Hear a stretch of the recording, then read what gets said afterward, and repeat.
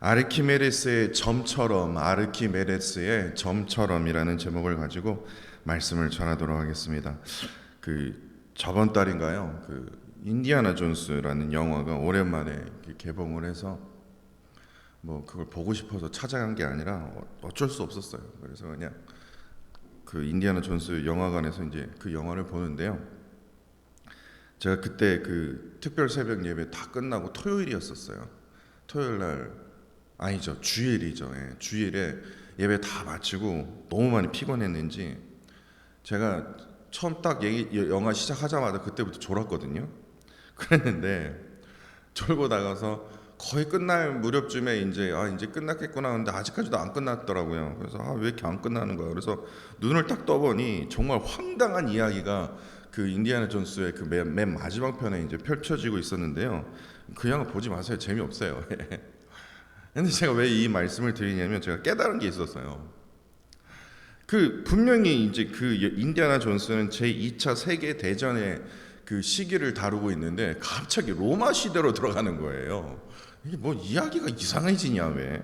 그러니까 과거로 들어가는 거예요. 근데 로마 시대로 들어가더니 막 로마와 막 이제 전쟁하면서 막 장면이 나오면서 인디아나 존스의 주인공이 누구를 만나냐면요. 오늘 설교의 제목입니다.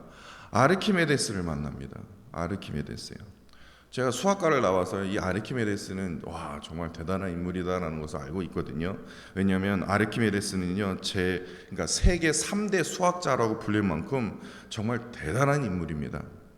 여러분, 이 아르키메데스라고 얘기하면 조금 그게 누구야라고 얘기할 게 있지만요, 여러분들 일화 중에요, 목욕탕에서 목욕을 하다가 부피에 대한 원리를 깨닫고 유레카라는 말을 남겼다는 이야기가 바로 이 아르키메데스거든요. 근데 이 아르키메데스에 대한 이야기가 많이 있는데 이런 일화도 있습니다. 이 아르키메데스가 살던 시칠리아 섬에 이 시라쿠사 도시예요. 이 헤이론 2세 왕이 살고 있었습니다. 근데 이 왕이요, 헤이론 왕이 어느 나라에도 뒤지지 않는 정말 커다란 군함을 만들기 위해서 당시 유능한 사람들을 기술자를 데리고 이제 큰 군함을 만들게 됩니다. 그런데 이들이 생각지도 못한 문제가 터진 거예요. 그것이 무엇이냐 하냐면 큰 군함을 해변 모래 위에 만들었는데 다 만들고 나서 그 군함을 바다로 옮겨야 되는데 그거를 생각지 못한 거예요. 만들어 놓고 이걸 쓰지를 못하는 거예요. 왜냐? 바다로 옮길 방법을 모르는 거예요. 그러자 아르키메데스가 나섭니다. 그래서 커다란 군함을요, 지뢰 장치를 만들어서요, 많은 힘이 들지도 않고도 큰 군함을 바다로 옮길 수 있었다고 합니다. 그러면서 이런 유명한 말을 남겼다고 해요. 나에게 설 자리만 준다면 지구를 들어 보이겠다. 말도 안 되는 소리를 하고 있죠.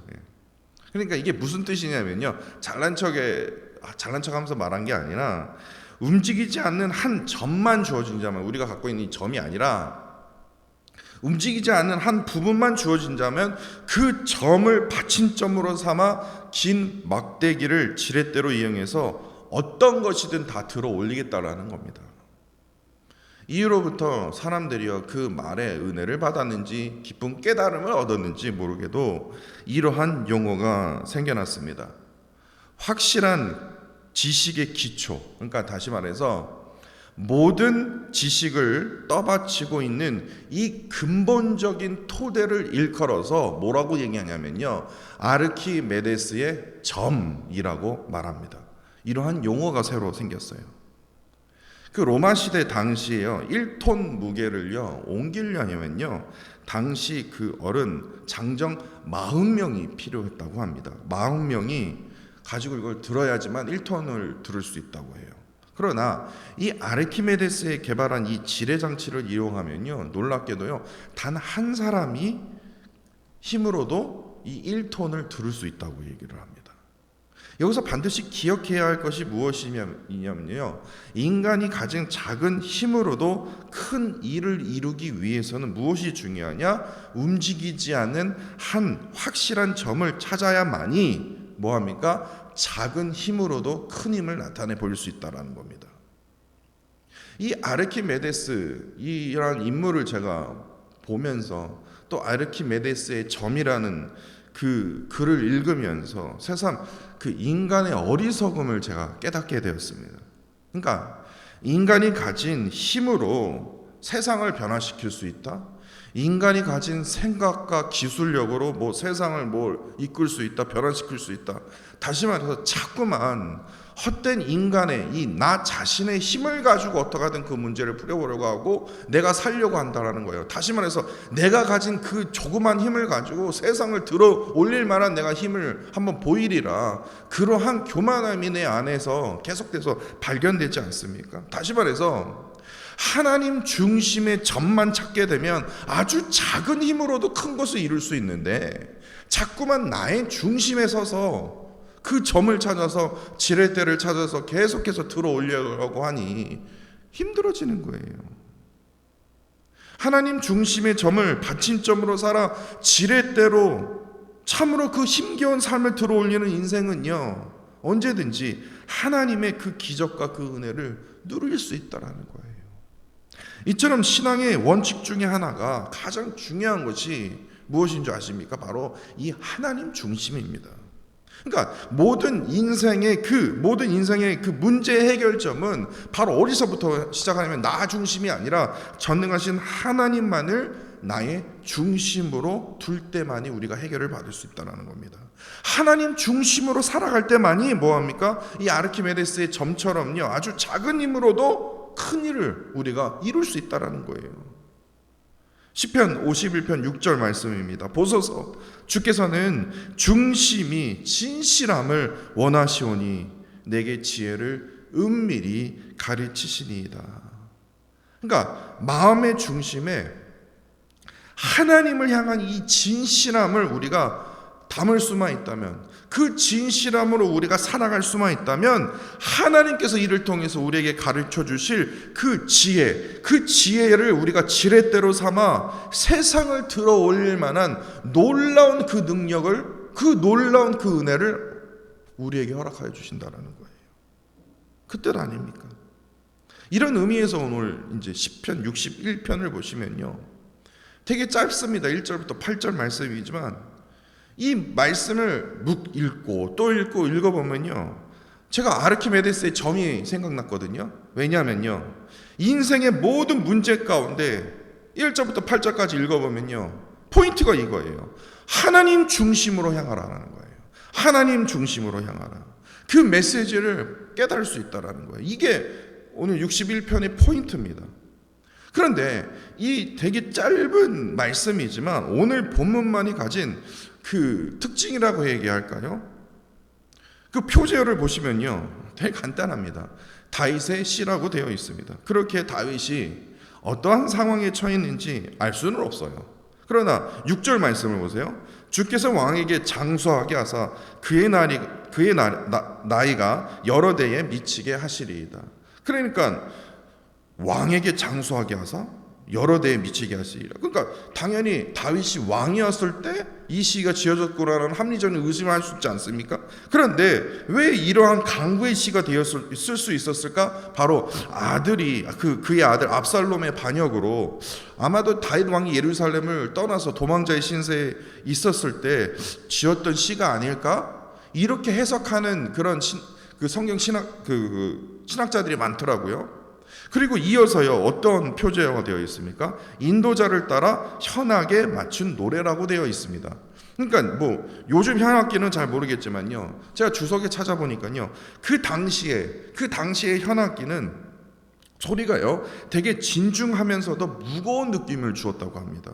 그렇기 때문에 예배 인도자가 누구겠습니까? 제사장이겠죠. 그러니까 예배 인도자 제사장을 따라 분위기가 어떤 분위기냐면요, 현악기에 맞춘 노래니까요, 진중하면서도 무거운 느낌을 주는, 뭐 밝으면서 뭐 신나는 느낌이 아니라 진중하면서도 무거운 느낌을 주는 그 현악의 연주를 맞춰서 부르는 노래의 말씀이라고 기록이 되어 있습니다. 그런데 문제가 뭐냐면, 특징이 뭐냐면요, 시편 61편의 형식을 자세히 보시면요, 제가 이러한 형식으로 보기 쉽지 않지만 제가 이렇게 그 연필로 이렇게 동그라미를 쳤어요. 그 두 부분으로 나눌 수 있습니다. 1절로 5절, 1절과 5절을 묶을 수 있고요. 그리고 8절 이렇게 해서요. 왜 이렇게 묶으냐면 이 1인칭 단수 주어가 이렇게 나타납니다. 그러니까 이게 무슨 말이냐면 1인칭 나예요, 나. 그러니까 1절로 5절 그리고 8절에 보시면요. 나의 그리고 내가 나예요, 나. 1인칭 단수 주어가 등장이 됩니다. 그런데 갑자기 분위기가 확 바뀌어요. 어디서 바뀌냐면요. 6절과 7절 그 두 구절이에요. 거기에는 뭐냐면 내가가 등장한 게 아니라 3인칭 단수 주어가 등장합니다. 그의, 그가 이게 등장을 해요. 그러니까 이게 왜 중요하냐? 분위기가 확 달라진다라는 거예요. 이게 뭐가 중요할 수 있습니까? 라고 생각할 수 있으나 주어가 다르다라는 것은요. 분명히 이 말씀은 무슨 말씀입니까? 예배 인도자의 제사장에 따라서 부르는 노래라고 되어 있죠. 그런데 오늘 말씀을 자세하게 한번 보세요. 예배 인도자 제사장이 지금 이것을 그 말씀을 이렇게 부를 거 아닙니까? 그랬을 때 그 제사장이 예배하는 그 예배 이 장소 가운데 누가 있었겠습니까? 왕과 백성들이 있을 거 아닙니까? 뭐 제사장 혼자서 그냥 뭐 쇼하는 게 아니라 제사장이 앞에서 서 있었을 테고, 그리고 왕이 앉아 있을 거고, 그 다음 백성들이 그 뒤에 앉아 있을 거 아닙니까? 그런데 제사장이 부르는 부분이 따로 있고 왕이 화답하는 부분이 따로 있고 또한 백성들이 따로 부르는 그 부분이 따로 있음을 좀 느끼게 되겠더라고요. 그러니까 다시 말해서 1절부터 4절까지요. 1절부터 4절까지가 바로 1인칭 단수로 시작하기 때문에 먼저 예배 인도자, 그러니까 제사장이 먼저 그 1절부터 4절 말씀을 이제 시작을 해요. 먼저 부릅니다. 그리고 5절 내용을 보면요. 5절은요.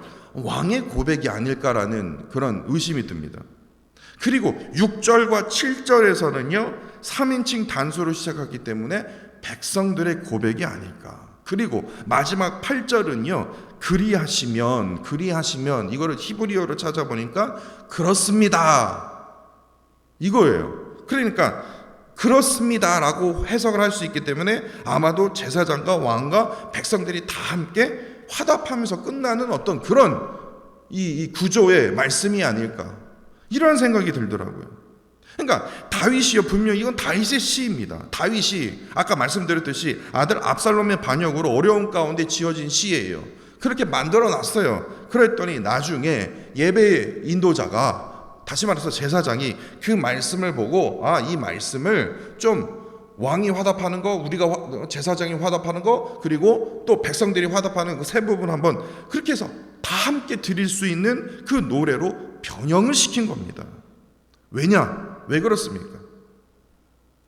이 시가 지금 편안하게 앉아서 쓴 시가 아니라, 행복 가운데 쓴 시가 아니라, 분명히 지금 뭐 정확하지는 않지만 다윗의 시라고 하지만 편안하게 쓴 시가 아니거든요. 강구의 시거든요. 그러니까 다시 말해서 왕이 위협을 당했다. 그것은 무슨 말이냐면 지금 국가의 큰 위기가 지금 닥쳐 있는 때였거든요. 그런데 국가의 큰 위기가 닥쳐 있을 때 이 시가 지어졌기 때문에 제일 먼저 우리가 해야 될 것은 무엇이냐? 제사장과 왕과 그리고 백성들이 모든 자들이 한 마음과 한 뜻으로 뭐예요? 하나님 중심에 서라는 거예요. 오늘 본문의 포인트가 하나님 중심에 서는 거거든요. 하나님 중심에 서서 우리가 하나님을 향하라. 이게 다시 우리가 한 마음과 한 뜻으로 다지기 위해서. 그러니까 이게 무슨 뜻이냐면 지금 국가의 위기 앞에서, 우리가 어려움 앞에서 왕의 위기가 당했다는 것은 국가의 위기 앞에서 어떻게 합니까? 이 모든 것을 해결하려면 우리는 어쩔 수 없다. 다 한 가지 방법밖에 없다. 하나님 중심에 서자. 그래야 우리가 해결을 받을 수 있기 때문이다. 이러한 믿음으로 오늘 본문이 다시 변형이 된 겁니다. 그러니까 다시 말해서 이 아르키메데스의 점처럼요, 우리 마음의 중심에 누구를 향해야 되냐? 하나님을 향한 그 진실함으로 우리가 이 시의 고백을 통해서 우리가 나아갈 수 있다면 국가의 위기 앞에서 하나님께서 가르쳐 주신 그 지혜의 지렛대로 하여금 그 위기를 이길 놀라운 힘을 하나님께서 우리에게 주실 것이다. 그러한 기적의 은혜를 간구하면서 뭐합니까? 이 오늘 본문에 이 시편이 지어졌다고 그렇게 해석을 할 수 있습니다. 그렇다면 오늘 시편 61편을 조금만 더 깊이 살펴보기를 원합니다. 아까 앞서 말씀드렸듯이요, 1절부터 4절까지는요 예배 인도자, 그러니까 제사장이 화답하는 부분으로, 특별히 1절과 2절에는요 어떠한 느낌이 드냐면요 기도의 강구로 시작이 됩니다. 그러니까 기도의 강구 속에서는요 네 가지 동사가 이제 발견될 수 있지 않습니까? 들으소서, 우리의 부르짖음을 들어달라는 거예요. 하나님의 중심에 서세요. 그리고 우리를 뭐합니까? 유의하소서. 우리가 지금 부르짖으오리니, 지금 부르짖고 있지 않습니까? 그러니까 우리를 어떻게 합니까? 선한 길로 인도하소서, 이거예요. 그러니까 여기서 이 네 가지 동사를 통해서 무엇을 느낄 수 있냐? 누가 우리의 그 기도의 간구를 들으시고 유의하시고 인도할 수 있냐고요. 지금 누구에게 우리의 그 기도를 지금 부르짖고 있습니까? 바로 전능하신 하나님 한 분만이라는 거예요. 그 중심에 서라는 거예요. 전능하신 하나님 한 분께만 부르짖을 때만이 뭐예요? 하나님께서 우리의 기도를 들으시고 유의하시고 뭐예요? 결국에 선한 길로 인도하여 주신다는 거예요. 그렇게 기도의 간구로 하여금 우리가 어떠한 상황 속에서 어떻게 합니까? 하나님 중심에 서야 된다는 거예요. 이게 제일 중요하다는 거예요. 자신의 힘으로 어떻게 하든 그 문제를 들어 올리려고 하지 말라는 거예요. 내가 뭐 이거 한번 들어 올리면 그냥 한번 내가 힘 써봐 한번, 이게 아니라 어떻게 하든 어떠한 상황에서든 어떠한 풍파가 나에게 닥쳐온다 할지라도 하나님 중심에서 하나님 들어주십시오. 하나님 선한 길로 인도하여 주옵소서. 기도의 간구로 하나님 옆에 하나님 중심으로 나아가게 된다면 적은 힘으로도 어떻게 합니까? 놀라운 그 기적의 그 은혜를 하나님께서 이루어 주신다는 거예요. 3절을 보시면요, 다윗이 하나님 중심에 서서 기도로 간구하게 되자 다윗은 하나님에 대해서 대적으로 공격으로부터 보호하는 뭐합니까? 피난처라고 고백하지 않습니까? 그리고 뿐만 아니라 하나님 중심에 서서 기도로 간구하게 되자 대적의 공격의 그 징후를 미리 파악해 주는 뭡니까? 견고한 망대라고 하는 거예요. 그러니까 대적의 움직임까지도 하나님께서 다 깨닫게 해 주신다는 거예요. 그렇기 때문에 4절에 다윗이 하나님께서 정말 평안함과 쉼을 허락해 주는 하나님이 거하시는 그 장막으로 나를 머물게 하셔서, 도망치면서 내가 이렇게 보니까 아기 새끼를 날개로 품어 보호하는 이 어미새처럼 주의 날개로 나를 보호하여 주시는구나, 피할 길을 열어주시는구나. 다윗이 이것을 깨달았다라는 거예요. 하나님 중심에 서게 되니까. 아무리 도망자의 신세가 있더라도, 자기 아들이 방역하는 그 일을 경험한다 할지라도, 정말 국가의 위기 앞에 서 있다 할지라도 하나님 중심에 서서 기도로 간구하게 되자 이러한 피난처, 견고한 망대가 되어주시고 장막으로 머물게 하시고 주의 날개로 나를 품어주시는 그 은혜를 다윗이 경험했다라는 거예요. 그러니까 제사장이 그 다윗 왕이 경험했던 그 은혜를 백성들이여, 왕이여 깨달으시기 바랍니다라는 거를 지금 뭐예요? 증거하고 있다는 거예요. 그러자 5절에요. 5절은 누구의 고백이라고요? 왕의 고백으로 이어집니다. 1절부터 4절까지요. 제사장이요, 하나님 중심에 서십시오, 이거예요. 그랬더니 강조했다면 5절은요, 왕이 이제 서원을 합니다. 어떠한 서원입니까? 주의 이름을 경외하는 자가 얻을 기업을 내게 주셨나이다. 다시 말해서 왕의 권위와 권력을 상징하는 게 무엇입니까? 바로 기업입니다. 기업이에요. 그러니까 그 기업, 그 소유는 누구로부터 오는 거예요? 백성들로부터 오는 게 아니라 하나님을 경외할 때만이. 왜냐? 하나님께서 우리의 복의 근원이 되시거든요. 그러니까 왕의 권력과 왕의 힘을 상징하는 그 기업, 그 소유는 오직 하나님을 경외할 때만이 누릴 수 있다라는 거예요. 그 국가적인 위기 앞에서 왕의 권위, 힘, 능력 다 떨어졌거든요. 바닥으로 다 떨어졌거든요. 네가 어떻게 왕이냐, 우리를 이 꼴로 만들었는데, 이러한 상황이었거든요. 근데 이러한 상황 속에서 왕이 고백하는 게 무엇입니까? 하나님을 경외할 때만이 이 모든 것을 다시 누릴 수 있다는 거예요. 다시 말해서 하나님의 중심에 벗어나면 하나님을 경외하지 못한 왕은 어떻게 합니까? 어떠한 기업도 얻을 수 없다라는 거예요. 하나님의 중심에 서서 하나님을 경외한 자만이 뭐예요? 놀라운 하나님의 그 기업을 회복할 수 있고 다시 더한 은혜를 누릴 수 있다라는 것을 지금 왕이 고백하고 있는 거예요. 그리고 이어서 이제 6절과 7절에서요, 이제 백성들이 이제 왕이 서원을 했으니까요. 그리고 나서 이제 그 서원에 대한 그 화답이라고 얘기할까요? 백성들이 왕을 향한 그 기도의 고백으로 이어지지 않습니까? 그것이 바로 6절과 7절입니다. 왕의 서원의 기도를 들은 백성들이 다 함께 왕을 위해서 이제 백성들이 기도를 드리게 되는데, 특별히 6절을 보시면요, 왕에 대한 백성들의 기도의 핵심이 무엇입니까? 왕의 장수입니다. 뭐 당연한 거 아니야? 위기 앞에서 지금 우리나라가 지금 자신이 섬기고 있는 나라가 지금 다시 일으켜 세우려면 왕이 잘 돼야지, 이렇게 생각할 수 있어요. 그러니까 여기서 지금 오늘 본문에서 우리가 오해하지 말아야 될 것이 뭐냐면, 장수라고 얘기해서 무조건 왕이 무조건 성대해야 되고 오래 살아야 되고 건강히 사는 것 자체가 위기에서 우리가 극복할 수 있는 거구나, 이렇게 해석하시면 안 됩니다.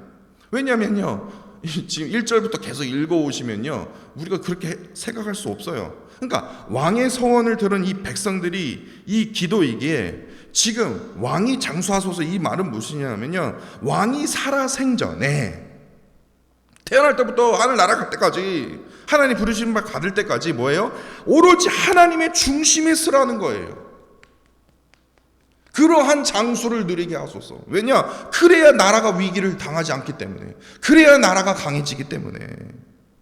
하나님을 경외하지 못했기 때문에 지금 이러한 꼴을 당하는 거 아닙니까? 하나님의 중심에 서지 못했기 때문에 지금 우리가 이런 문제가 터지지 않은 거 아닙니까? 그런데 왜 자꾸만 자신의 힘으로 이 위기를 극복하려고 하고 자신의 힘으로 지렛대를 가지고 막 들어 올리고 막 왜 그런 헛된 힘을 쓰냐고요. 지금 이거예요. 하나님의 중심에 서서 그분만을 영원히 하나님의 품에 품을 때까지요. 신뢰하는 마음을 유지하라는 마음에 하나님 왕의 그 장수할 수 있는 그 은혜를 더하주옵소서. 하나님의 그 중심에 서서 하나님 한 분만을 신뢰하는 왕의 다스림 아래서 우리 백성들 또한 동일하게 그렇게 살겠습니다. 그렇게 살겠습니다. 이러한 다짐의 기도이더라는 겁니다. 그렇게 시편 61편은요 다윗의 시입니다. 분명히 다윗의 시예요. 그런데 예배의 인도자 대제사장들과 그리고 왕과 또한 백성들이요 고백하는, 화답하는 그러한 시로 변형시켰다라는 거예요. 근데 그 시를 통해서 특별히 우리 모두가 하나님 앞에서 어떠한 모습으로 우리가 살아야 되는지 오늘 본문 말씀을 통해서 비록 변형된 거지만요 우리가 깨달을 수 있다는 거예요. 그것이 무엇이냐? 바로 하나님 중심이라는 거예요. 위기 앞에서 극복할 수 있고 모든 인생의 문제에서 우리가 해결받을 수 있는 그 시작은 뭡니까? 하나님 중심이라는 거예요. 나의 힘으로 어쩔 수 없을 때 하나님 중심에 쓰십시오. 내 마음이 약해서 쓰러질 때 하나님 중심에 쓰십시오. 나의 기업과 소유가 진짜 바닥으로 떨어지는 어떤 그러한 위기에 닥쳐 있을 때, 그 소유와 그 기업이 간절히 필요함을 느낄 때 한숨 푹푹 쉬면서 그래, 일을 박박 갈고 열심히 일해야죠. 열심히 일해야죠. 그렇지만 하나님 중심에 쓰십시오. 복의 근원이 바로 전능하신 하나님이에요. 하나님 중심에 쓰면요 하나님께서 이러한 기업, 엄청난 소유를 하나님께서 누리게 해주신다는 거예요. 장수하도록 건강한 그 은혜의 그 축복을 구한다면 어떻게 해요? 하나님 중심에 서십시오. 이거예요 오늘 본문의 말씀이에요. 그러니까 지금 우리가 지금 복이 우리 옆에 지금 있거든요. 이게 지금 주렁주렁 달려 있는데 우리가 왜 그것을 보지 못하고 왜 따지 못하냐면요, 그 열매를 우리가 먹지 못하는 이유가 뭐냐? 하나님 중심에 서지 않는다라는 거예요. 아르키메데스의 그 정을 찾지 못한다는 거예요. 그것이 하나님 중심인데, 하나님의 중심에 그냥 가지고 하나님께서 나에게 가르쳐 주신 그 지혜로, 말씀의 지혜로 하여금 그냥 조금만 힘만 더하면 그냥 엄청난 힘을 하라는데, 다시 말해서 다윗이 무슨 뭐 화살을 쐈습니까? 골리앗을 향해서요? 아니요, 창을 던졌습니까? 그냥 조약돌이에요. 조약돌이요. 조약돌을 던졌는데 그게 어떻게 머리가 부서질 만큼, 하나님이 함께 하시면요 작은 힘이라도 엄청난 그 기적을 일으킨다니까요. 왜냐? 다윗은 한 게 하나밖에 없어요. 하나님 중심에 서 있기 때문에. 하나님께서 우리에게 간절히 원하시는 그것은요, 하나님께서 정말 우리의 삶이 진짜 하나님의 복으로 가득 차기를 원하시는데, 우리는 자꾸만 뭐합니까? 하나님 중심에 서지 않고, 다시 말해서 우리의 생사화복을 주관하여 주시는 그 전능하신 하나님을 우리가 의지하지 못하는 데 여기 있다라는 겁니다. 이것을 알고 있기에 8절에서요, 제사장, 왕, 백성들이 다 함께 이렇게 고백하지 않습니까? 그렇습니다 하나님, 그리하시면 이게 그렇습니다 하나님, 내가 주의 이름을 영원히 찬양하며 매일 나의 서원을 이행하리이다. 어떠한 상황에도 내가 하나님의 중심에 서서 영원히 주님의 행하신 그 일들에 대해서 뭐합니까? 간증하고 선포하고 찬양하겠습니다. 감사함으로 그 위기를 뚫어보겠습니다. 이거예요. 위기 앞에서 하나님의 그 구원의 은혜를 베풀어 주신 그 하나님의 그 크신 은혜를, 지금 아무것도 변한 상황은 아니지만 내가 그 믿음으로 나아가겠습니다. 하나님의 중심에 서겠습니다. 나의 신앙을 회복하겠습니다. 여러분들 꼭 이거 기억하십시오. 나의 생사화복은요, 오로지 하나님의 권한이에요. 하나님의 권한입니다. 나의 생사화복을 내가 결정할 수 있는 게 아니에요. 나의 생사화복은 오로지 하나님의 권한입니다. 그러나 나의 생사화복을 선택하는 것은요, 오로지 나에게 있다라는 거예요. 다시 말해서 하나님의 중심에 서서 내가 진짜로 놀라운 열매와 그 기적의 은혜로 살 것인지 말 것인지 여러분에게 달려있다라는 거예요. 이거예요.